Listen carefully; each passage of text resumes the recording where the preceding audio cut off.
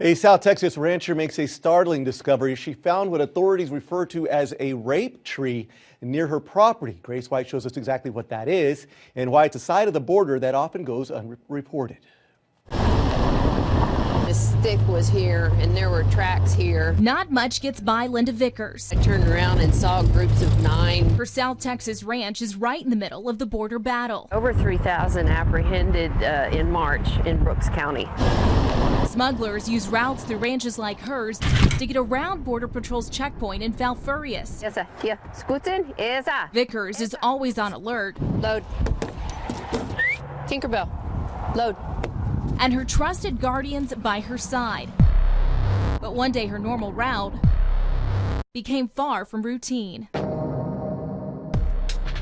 I noticed something black hanging in the trees. As I got closer, I realized it was a bra and what I thought were panties. The underwear turned out to be a purse.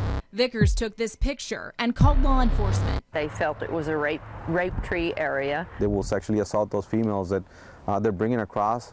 They may do it in the brush. They may do it in the stash houses. I've had comments on that picture that, well, that's very staged. Well, yes, it is. They're staging it for others to know this is my territory. They're staging it for the other women to know this is what can happen. For Reina Terrales, it's like reliving a nightmare. No water, no bathroom. She says 10 years ago, she was sexually assaulted near the border. Las usan como si fueran una... Terrales told us the men feel like the women owe them for bringing them to the U.S. They come with nothing. They come because they've been left or because they were able to get away. Lupe is a nonprofit organization in the Rio Grande Valley. It meets basic needs like food, shelter, and clothing. But investigating the crimes can be tough. Oftentimes what happens when you've been abused when you're crossing the border, you don't know the name of the person who actually committed the abuse. You don't know where exactly it happened. According to Border Patrol, the number of sexual assaults in the Rio Grande Valley is increasing. 2 years ago, there were just 8 reported. Last year, 40.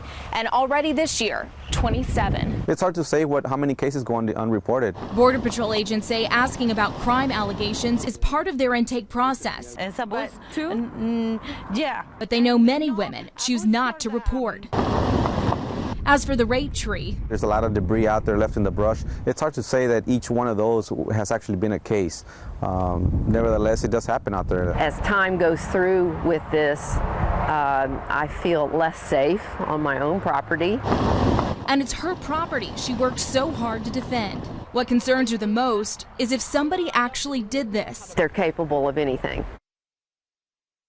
Victims of crime can apply for what's called a U visa. It allows them to stay legally here in the United States to assist with an investigation. But it does require them to report specific information about the crime, specifics they may not remember or may not want to share. Yeah, Grace, I'm just wondering, smugglers who are already breaking the law, is there punishment on top of that for people who also commit sexual assaults? Primarily, it's just prison time. Just last month, a smuggler suspected of sexual assault was sentenced to 5 years while one of his co-defendants got 2 years. All right, thanks a lot.